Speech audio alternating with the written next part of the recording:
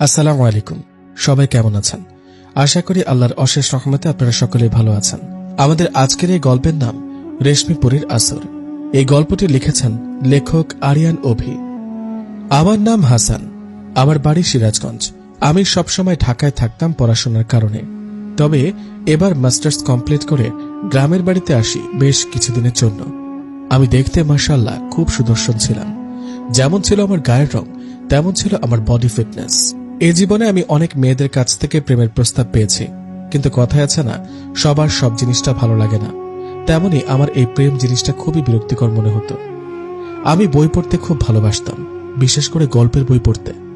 তেমনি একদিন রাতে বই পড়ছিলাম, হঠাৎ আমার বন্ধু সোহেল আমার বাড়িতে এসে বলে, বন্ধু গ্রামে এলে, শীতের রাত, চল এক জায়গায় মাহফিল হচ্ছে, যাই।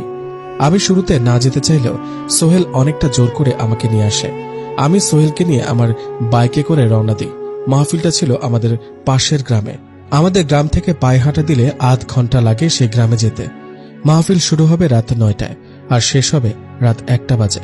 আমরা যখন বাড়ি থেকে বের হয়েছিলাম তখন রাত 8টা বাজে। আমিও সোহেল মাহফিলে গিয়ে উপস্থিত হই।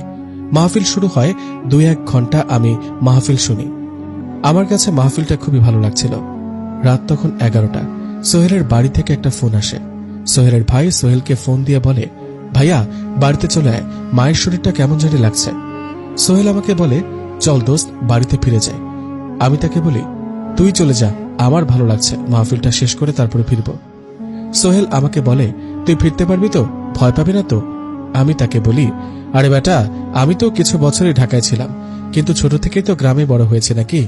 কেন তোর মনে নেই তুই আমি কত দূর দূরে চলে যেতাম রাত বিরাতে? সোহেল আমাকে বলে, তাহলে আমি একটা অটো করে বাড়িতে চলে যাই, তুই বাইক নিয়ে ফিরে আসিস। আমি সোহেলকে বলি, ঠিক আছে তুই যা, আমি পুরো মাহফিলটা শেষ করে ফিরব। দেখতে দেখতে মাহফিল শেষ হয়ে যায়। মাহফিলের জন্য অনেক বড় একটা মেলা বসেছে। আমি দেখি একটা লোক গরম গরম মিষ্টি ভাজছে। আমার মনে পড়ে যায় মা তো মিষ্টি খেতে খুব পছন্দ করে, তাই আমি 2 কেজি মিষ্টি কিনে বাড়ির উদ্দেশ্যে রওনা দিই। এই গ্রাম থেকে আমাদের গ্রামে যাওয়ার মাঝে অনেক বড় একটা দিঘি পড়ে। সেই দিঘিটা আমাদের গ্রামের রাস্তার পাশেই ছিল। সেই দিঘিটার সামনে আমি যখন আসি, আমার বাইকটা স্টার্ট বন্ধ হয়ে যায়। হঠাৎ করে স্টার্ট কেন বন্ধ হলো আমি বলতে পারি না। ট্যাঙ্কিটা ফুল করে রেখেছিলাম তেল ভরে, তাহলে বাইকটা হঠাৎ থেমে গেল কেন? রাত তখন 2টা বাজে। আমি লক্ষ্য করি সে রাস্তার ওপারে ওই দিঘিটার ভেতরে কেউ একজন গোসল করছে। আমি রাস্তায় দাঁড়িয়ে কোনো একটা মেয়ের হাসির শব্দ পাচ্ছিলাম বারবার। আমি আমার ফোনটাকে বের করি আর ফোনের লাইটটা অন করি। আস্তে আস্তে আমি রাস্তার ওপারে যাই। আমি যখন সেই দিঘিটার কাছে যাই, আমি দেখি একটা মেয়ে দিঘির পানিতে গোসল করছে। আমি মনে মনে বলি, এত রাতে একটি মেয়ে দিঘির পানিতে গোসল করছে? আমি লক্ষ্য করে দেখি মেয়েটি একা একাই হাসাহাসি করছে, কিন্তু মেয়েটির সামনে কেউ ছিল না। মেয়েটির মুখ আমি দেখতে পারছিলাম না। মেয়েটি যখন বুঝতে পারে তার পেছনে কেউ দাঁড়ানো, তখন সে পানিতে ডুব দেয় আর কোথায় যেন অদৃশ্য হয়ে যায়। কি দেখলাম কিছুই বুঝলাম না। এটা কি আমার চোখের ভুল ছিল? তাও বলতে পারছি না। আমি আবার রাস্তার এপারে আমার বাইকটার কাছে চলে আসি। তখন আমি লক্ষ্য করি আমার থেকে কিছুটা দূরে একটি মেয়ে হেঁটে হেঁটে আমার কাছে আসছে। এত রাতে একটি মেয়ে কোথা থেকে এলো? এমন সময় আমি লক্ষ্য করি আমার থেকে কিছুটা দূরে একটা মেয়ে আমার দিকে এগিয়ে আসছে। মেয়েটি বোরকা পরিহিত। মেয়েটি আমার কাছে এসে বলে, ভাইয়া আপনি কি মাহফিল থেকে ফিরছেন? আমি বলি, হ্যাঁ আমি তো মাহফিলে গিয়েছিলাম। আপনি কোথায় গিয়েছিলেন সেখানে? সে বলে, হ্যাঁ আমিও সেখানে গিয়েছিলাম মাহফিল শুনতে, তবে এখন বাড়িতে ফিরবো, কোনো গাড়ি পাচ্ছিলাম না। আমি বলি, আপনি একজন মেয়ে হয়ে পাশের গ্রাম থেকে এই গ্রামে এসেছেন মাহফিল শুনতে?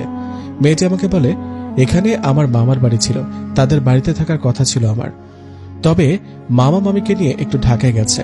এটা আবার আমি জানতাম না, তাই এখন বাধ্য হয়ে হাঁটা শুরু করলাম নিজের বাড়ির উদ্দেশ্যে।